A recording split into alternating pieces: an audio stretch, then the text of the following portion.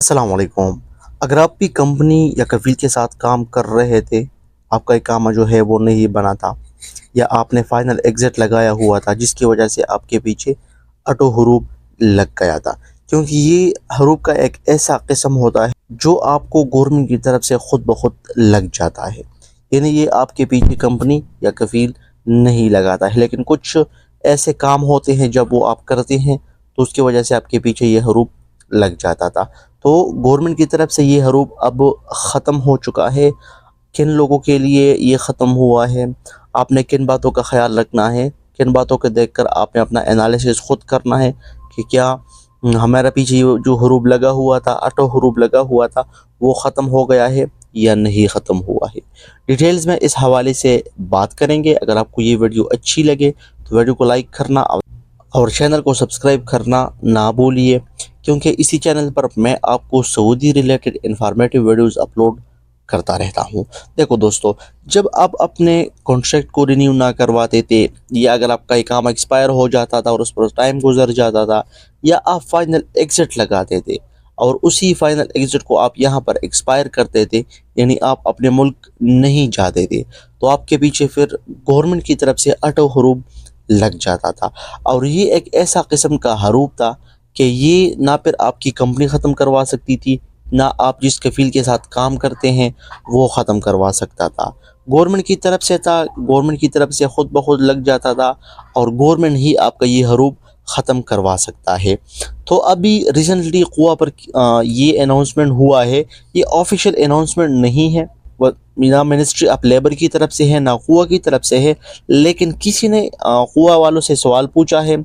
قوا کے plate form پر کسی نے سوال پوچھا ہے اور اس حوالے سے آپ کو جواب ملا ہے۔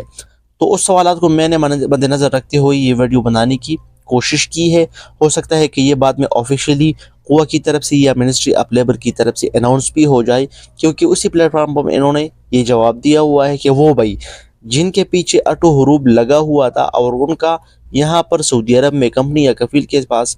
ایک سال سے زیادہ ٹائم گزر گیا تھا، یعنی ایک سال سے زیادہ ٹائم کے بعد ان کے پیچھے یہ حروب ان کے پیچھے لگ گیا ہو، تو ان کا نقل کفالہ کرنا اب آسان ہے۔ وہ کسی دوسری جگہ پر اپنے لیے کفیل ڈھونڈے، وہ نقل کفالہ کر سکے گا۔ لیکن اگر آپ کو یہ آٹو حروب ایک سال کے اندر اندر لگا ہوا ہو، مطلب یہ ہے کہ آپ نیا ویزا پر آ گئی تھی، کچھ ایشو کی وجہ سے کانٹریکٹ نہیں تھا، اقامہ ایکسپائر تھا، اقامہ نہیں ملا تھا، یا جو بھی ایشو تھا، لیکن اسی سال کے اندر اندر آپ کے پیچھے یہ آٹو حروب لگ گیا تھا، تو پھر آپ کو مطلب اس چانس سے فائدہ نہیں اٹھا سکتے ہیں، آپ کا ٹرانسفر نہیں ہوگا۔ اس کے علاوہ وہ بھائی جنہوں نے فائنل ایگزٹ لگایا ہوا تھا، یعنی بہت سے بھائی ایسے ہوتے ہیں جو اپنا خروج نہائی لگاتے ہیں، فائنل ایگزٹ لگاتے ہیں اور پھر اس کو ایکسپائر کر دیتے ہیں، یعنی آپ کو ٹائم ملتا ہے جب بھی آپ فائنل ایگزٹ لگاتے ہیں، آپ کو اس میں سے ٹائم ملتا ہے کہ اتنے ٹائم میں آپ کو نکلنا ہے، اور پھر آپ نہیں نکلتے ہیں، اور وہی فائنل ایگزٹ آپ کا جو ہے وہ حروب میں بدل جاتا ہے، آٹو حروب میں بدل جاتا ہے۔ تو ان بھائیوں کے لیے بھی یہ قانون نہیں ہے، وہ بھائی بھی اس قانون سے فائدہ نہیں اٹھا سکتے، آپ کا جو ٹرانسفر ہے وہ نہیں ہوگا۔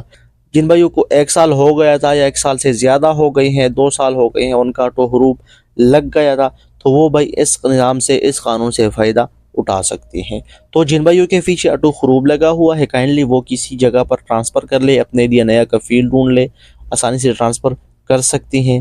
ہوپ آپ کو یہ ویڈیو اچھی لگی ہوگی۔ اگر آپ کو یہ ویڈیو اچھی لگی ہے تو اپنے دوستوں کے ساتھ ضرور شیئر کیجئے، کیونکہ بہت سے دوست ایسے ہیں جن کا یہی مسئلہ ہوتا ہے، تاکہ ان کو اس بارے میں آگاہی